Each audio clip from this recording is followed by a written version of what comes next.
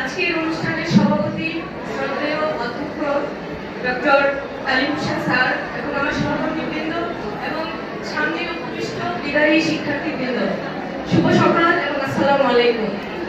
আজকের এই দিনে আমি একাধারে আনন্দিত আবার একটু আবেগ আপ্লুত হয়েছি, কারণ আজ আমরা একত্রিত হয়েছি আমাদের প্রিয় এসএসসি পরীক্ষার্থীকে বিদায় জানাতে।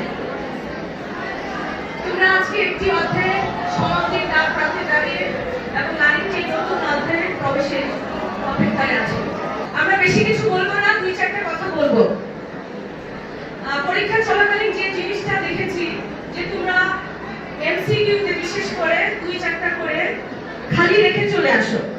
কেন? তোমাদের তো নেগেটিভ মার্কিং নাই, তাহলে কেন এই কাজটা করবে?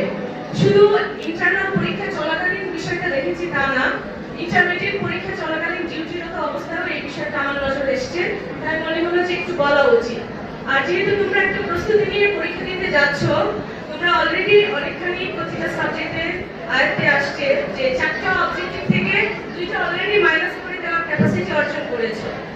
তাই তোমরা আর 2টা থেকে 50-50 চান্স থাকে, তাহলে কেন সেই চান্সটা নিবে না?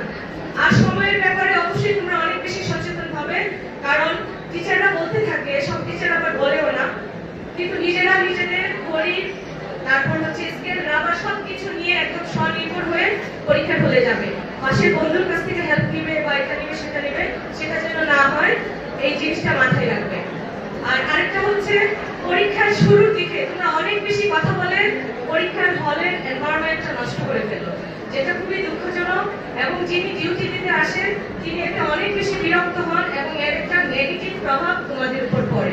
এই কথাগুলো আমি দীর্ঘদিন ধরে বলে আসছি তোমাদের, এই জিনিসটা মাথায় রাখবে। প্লিজ শুরুতে তোমরা কথা বলবে না।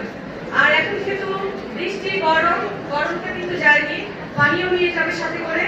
আর সর্বোপরি তোমাদের যে অ্যাডমিট কার্ড যা কিছু আছে প্রয়োজনীয় জিনিসপত্র ব্যাগটা রাতেই গুছিয়ে রাখবে, যেন মিস্টেক হওয়ার কোনো সুযোগ না থাকে। আমি আর আমার বক্তব্য দীর্ঘায়িত করতে চাই না, শুধু তোমাদের সুস্বাস্থ্য, দীর্ঘায়ু জীবন এবং ভালোভাবে তোমরা তোমাদের পরীক্ষাগুলো শেষ করো সেই দোয়া করি।